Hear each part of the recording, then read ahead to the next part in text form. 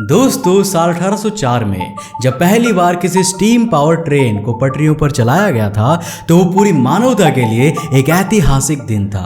और ऐसा इसीलिए क्योंकि ट्रेन के आविष्कार से पहले अगर हमें जमीनी स्तर पर किसी भी तरह के ट्रांसपोर्ट को अंजाम देना होता था तो हमें मजबूरन धीमी गति वाले माध्यम जैसे साइकिल और रिक्शाओं का इस्तेमाल करना पड़ता था, जिससे ना सिर्फ जरूरत से ज्यादा समय लगता था बल्कि पर यूनिट सामान को पहुंचाने का खर्चा भी इतना महंगा होता था कि लॉन्ग रेंज ट्रांसपोर्टेशन सिर्फ दुनिया के कुछ सबसे अमीर लोग ही अफोर्ड कर पाते थे।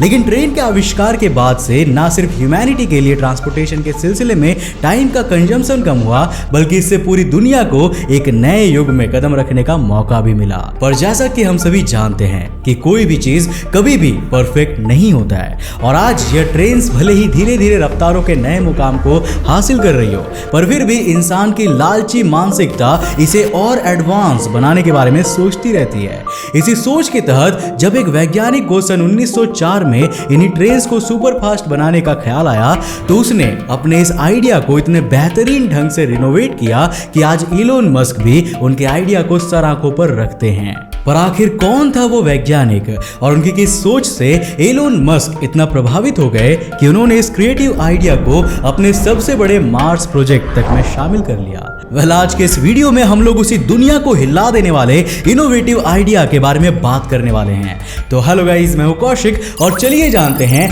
The fifth mode of transportation as known as hyperloop के बारे में।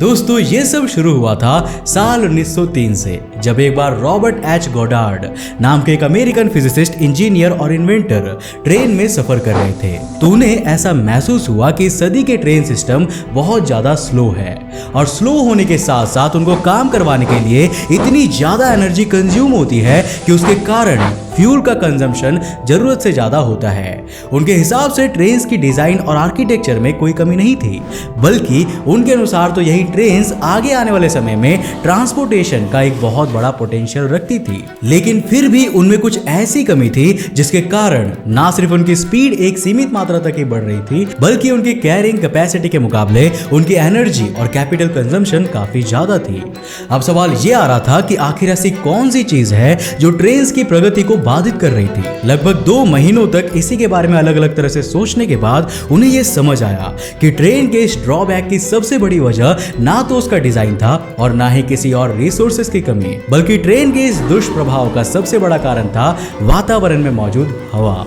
दरअसल रॉबर्ट ने यह नोटिस किया कि जब ट्रेन को एक एरियल एनवायरनमेंट में दौड़ना पड़ता है तो ऐसी किसी स्थिति में उसे फ्रिक्शन फोर्स के साथ साथ एयर रेजिस्टेंस का भी सामना करना पड़ता है, जिसके कारण दोनों ही कॉन्ट्राडिक्टरी फोर्सेस के अप्लाई होने की वजह से उसको जरूरत से ज्यादा एनर्जी लगानी पड़ती है और इसीलिए ट्रेन की सेफ्टी भी कहीं ना कहीं सवाल में घिर जाती है। पर क्या हो अगर इस हवा को ही ट्रेन के एनवायरनमेंट से हटा दिया जाए? और इस सेंटेंस से मतलब यह है कि क्या हो अगर ट्रेन को किसी वैक्यूम चेंबर में दौड़ाया जाए जहां पे किसी भी तरह की हवा की मौजूदगी ना हो। इस आइडिया ने उन्हें बहुत फैसिनेट किया और बस 1 साल तक इसी के बारे में अलग अलग तरह के रिसर्च और एक्सपेरिमेंट्स करते करते साल 1904 में उन्होंने फाइनली दुनिया के सामने पेश किया द वैक ट्रेन कॉन्सेप्ट, जिसमें यह आइडिया प्रपोज किया गया था कि अगर हम लोग किसी भी ट्रेन को एक वैक्यूम एनवायरनमेंट में ऑपरेट करेंगे तो उससे ना सिर्फ उस ट्रेन की स्पीड में जरूरत से ज्यादा एक्सेलरेशन होगा बल्कि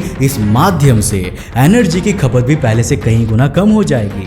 अब ऐसा नहीं था कि रॉबर्ट कोई ऐसे ही खाली वैज्ञानिक थे जिनके पास सिर्फ अपनी रिसर्च को आगे बढ़ाने और दुनिया भर में फैलाने के लिए बहुत ज्यादा समय था, बल्कि वो एक कॉन्ट्रैक्ट बेस्ड इंजीनियर भी थे और इसके अलावा उनके पास और भी कई सारे प्रोजेक्ट्स आते रहते थे और इस वजह से उनका दिन इतना भरा भरा रहता था कि उनके पास अपने लिए भी ढंग से समय नहीं निकल पाता था, जिससे उनका द वैक ट्रेन कॉन्सेप्ट उस दौरान इतनी प्रसिद्धि हासिल नहीं कर पाया। उस दौर में उनके पास समय की इतनी किल्लत थी कि उनको अपने इस रिवोल्यूशनरी आइडिया को मार्केट करने का वक्त ही नहीं मिला, जिस कारण उन्होंने पेपर बनाकर इसको रिलीज तो कर दिया था पर उस दौर में इसकी इतनी ज्यादा मार्केटिंग नहीं कर पाए। इस अनपॉपुलैरिटी के पीछे दूसरी बात यह भी थी कि उस समय टेक्नोलॉजी का इतना अभाव था कि वह खुद भी नहीं श्योर थे कि उनका यह आइडिया कभी ग्राउंड लेवल में रियलिटी में पॉसिबल हो भी पाएगा या नहीं, जिस कारण उन्होंने इस पर और ज्यादा जोर नहीं डाला और बाद में अपने काम में वापस से व्यस्त हो गए। ऐसा करते करते लगभग 108 साल बीत चुके थे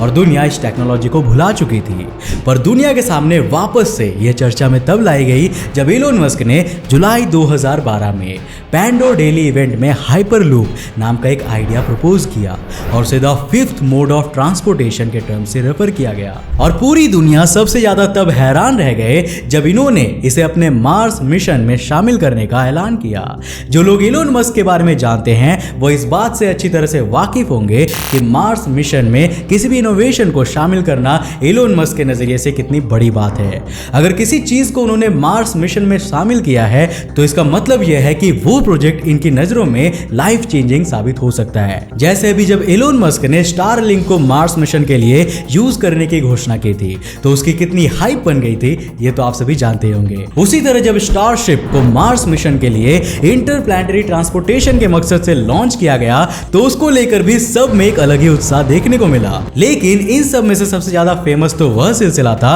जब एलोन मस्क ने कहा था कि वो मार्स में जाने के बाद क्रिप्टो करेंसी को as a mode of exchange use करने का प्लान बना रहे हैं। अब जरा सोचिए कि वह एलोन मस्क जो मंगल ग्रह की सभ्यता को धरती से 100 गुना ज्यादा एडवांस बनाना चाहते हैं, उन्होंने सबसे इंपॉर्टेंट चीज यानी कि इकोनॉमी के लिए बिटकॉइन जैसे क्रिप्टो करेंसीज को चुना, ना कि किसी यूएस डॉलर को, जो अपने आप में यह साबित करने के लिए काफी है कि बिटकॉइन जैसे क्रिप्टो करेंसीज आगे आने वाले समय में कितना बड़ा मुकाम हासिल करने वाला है। अब यूं तो हम लोग हमेशा से सुनते आए हैं कि क्रिप्टो करेंसी सिर्फ विदेशियों का खेल है, लेकिन ऐसा नहीं है मेरे दोस्त, बल्कि भारत के जयंती कनानी, संदीप नायलवाल और अनुराग अर्जुन इस बात का सीधा एग्जाम्पल है कि इंडियंस भी क्रिप्टो करेंसी में इन्वेस्ट करके करोड़ों कमा सकते हैं। और आपको जानकर हैरानी होगी कि इन तीनों के क्रिप्टो एसेट्स की कीमत मिलियंस ऑफ डॉलर्स के बराबर है। यहां समझने वाली बात तो यह है कि यह सब कुछ अचानक से नहीं होता, बल्कि आपको धीरे धीरे सफलता की ओर कदम बढ़ाना पड़ेगा और छोटे छोटे क्रिप्टो करेंसीज खरीदकर आगे जाकर मिलियनेयर बनना होगा। और अगर आपको सफलता की उस ऊंची सीढ़ी तक पहुंचना है तो शुरुआत आपको पहला कदम रखने से करना पड़ेगा। और उसी पहले कदम को रखने में आपका साथ दे सकता है CoinSwitch Kuber app. CoinSwitch Kuber एक मेड इन इंडिया ऐप है जिसका यूजर इंटरफेस बहुत ही simple and easy to understand है। यहाँ आप बिटकॉइंस के साथ साथ सभी मेजर क्रिप्टो करेंसीज में इन्वेस्ट कर सकते हो। कॉइनस्विच कुबेर में अकाउंट बनाना और केवाईसी करना कुछ सिंपल स्टेप्स का काम है। यहाँ आप सिर्फ 100 रुपए के इन्वेस्टमेंट करके किसी भी क्रिप्टो करेंसी को खरीद सकते हैं। डिस्क्रिप्शन बॉक्स में दी गई मेरी लिंक से अगर आप इस ऐप को डाउनलोड करते हो तो आपको 50 रुपए के बिटकॉइन बिल्कुल फ्री मिलेंगे। मोस्ट इंपॉर्टेंटली यहाँ आप अपने पैसों को इंस्टेंटली डिपॉजिट और विड्रॉ कर सकते हो और इसके लिए आपको कोई भी एक्स्ट्रा चार्जेस नहीं देने होते हैं। और साथ ही साथ अगर आप क्रिप्टो करेंसी में इन्वेस्ट करने के बेसिक्स को सीखकर इसमें प्रो बनना चाहते हो तो कॉइनस्विच कुबेर का यूट्यूब चैनल भी है, उसे जाकर विजिट जरूर करना। इसका लिंक भी आपको डिस्क्रिप्शन बॉक्स में मिल जाएगा। पर एक बात और मैं आपको बताना चाहूंगा कि क्रिप्टो मार्केट बहुत ही वॉलेटाइल मार्केट होता है और यहाँ जितना प्रॉफिट है उतना ही बड़ा रिस्क भी है। इसीलिए अपने पैसों को सोच समझ कर इन्वेस्ट करना, तभी आपको अच्छे रिटर्न्स मिल सकते हैं। तो सोच कर रहे हो दुनिया में आ रहे इस रिवोल्यूशनरी चेंज का हिस्सा बनकर कॉइनस्विच कुबेर के साथ ट्रेड कर बेफिक्र। वेल दोस्तों, अब तक तो हम लोगों ने बिटकॉइन को समझ लिया, पर फिर भी यह जानना दिलचस्प होगा कि आखिर एलोन मस्क ने हाइपरलूप में ऐसा क्या देखा कि उसे अपने सबसे महंगे प्रोजेक्ट के लिए इतनी बड़ी जिम्मेदारी का दावेदार बना दिया। तो उनके हिसाब से यह hypothetical high speed mode of transportation मौसम के दुष्प्रभावों से सुरक्षित रहेगा, कोलिजन फ्री रहेगा। इसके अलावा इसकी स्पीड एक एरोप्लेन की स्पीड से भी 2 गुना ज्यादा होगी और यह किसी नॉर्मल ट्रेन से भी कई गुना कम एनर्जी इस्तेमाल करेगी। और इतनी सारी खूबियां होने के बावजूद इसकी एनर्जी स्टोरेज कैपेसिटी इसको 24 घंटे तक बिना किसी रिफिलिंग के चलाने के काबिल होगा। अब क्योंकि ये बहुत ही हाई स्पीड से दौड़ेगी तो इसका 24 घंटे का सफर इसे दुनिया के एक कोने से दूसरे कोने तक ले जा पाने के बराबर माना जाएगा। आयरनिकली एलोन मस्क ने इसे रेल गन या बुलेट ट्रेन और एयर हॉकी का कॉम्बिनेशन बताया था। और अगर आप एयर हॉकी खेल चुके हैं तो आप ये जानते ही होंगे कि ऑलमोस्ट नेग्लिजिबल फ्रिक्शनल फोर्स के चलते उसकी क्या कंडीशन होती है। सबसे ज्यादा एफिशिएंट हाइपरलूप मॉडल के 3 मेजर कंपोनेंट देखने को मिलते हैं, जिनमें से पहला होता है वो ट्यूब, जो कुछ इस तरह से सील होता है कि इसके अंदर का एटमॉस्फेरिक प्रेशर लगभग नल की कंडीशन में पहुंच जाता है, जिस कारण उसके अंदर का एटमॉस्फेयर ऑलमोस्ट वैक्यूम के इक्विवेलेंट हो जाता है। इसी ट्यूब के अंदर एक प्रेशराइज्ड कोच मौजूद रहेगा जो बाहर के लो एटमॉस्फेरिक प्रेशर को अंदर के एनवायरनमेंट पर प्रभाव डालने से रोकेगा और वही कोच इस ट्यूब के अंदर ग्लाइड करके एक जगह से दूसरी जगह के बीच ट्रेवल करेगा। इस लो प्रेशराइज्ड कोच को पॉड के नाम से भी जाना जाता है और इसे आप उस हाइपरलूप ट्यूब की ट्रेन के रूप में भी पहचान सकते हैं और यही है हाइपरलूप मॉडल का दूसरा मेजर कंपोनेंट। यह पॉड्स एरोडायनामिक या मैग्नेटिक प्रोपल्सन का इस्तेमाल करके एक एनर्जी एफिशिएंट तरीके से ग्लाइड करेंगे और इसी तरह इनकी फंक्शनिंग संभव हो पाएगी। इसके बाद इस पूरे इकोसिस्टम का तीसरा मेजर कंपोनेंट होगा वो है टर्मिनल, जहां पर यह ट्रेन्स रुकेंगी, यात्रियों या सामानों को उतारेंगी और वापस से डिपार्चर कर लेंगी। अब मैं आपको बताना चाहूंगा कि इस पूरे प्रपोज्ड आइडिया का सबसे कठिन पार्ट यही होगा कि आखिर इस तरह से टर्मिनल को कैसे डिजाइन किया जाए कि उस ओपन एयर एनवायरनमेंट की वजह से ट्यूब के अंदर के वैक्यूम एनवायरनमेंट को किसी भी तरह की इंटरफेरेंस का सामना ना करना पड़े। पर जैसा कि हम लोग जानते हैं कि वैज्ञानिकों का तो काम ही होता है हर चुनौती का डटकर सामना करना और बस इसी माइंडसेट के साथ वह लोग इस समस्या का भी कोई ना कोई सॉल्यूशन जरूर निकाल लेंगे। हालांकि MIT हाइपरलूप पॉड ने जनवरी 2017 में पहली बार एक सक्सेसफुल हाइपरलूप रन को अंजाम दिया था और उसके बाद से अलग अलग ऑर्गेनाइजेशंस द्वारा इस काम को जोरों शोरों से किया जा रहा है। इसी तरह अब तक की सबसे तेज हाइपरलूप रनिंग का रिकॉर्ड अगस्त 2019 में टूम हाइपरलूप नाम की एक टीम ने 463 किलोमीटर प्रति घंटा की रफ्तार अर्जित करने के बाद अपने नाम किया था। हाल फिलहाल तो इस प्रोजेक्ट को अंडरटेक करने वाली इलोन मस्क की कंपनी स्पेसएक्स ने अभी तक अपना कोई ऑफिशियल रन नहीं किया है,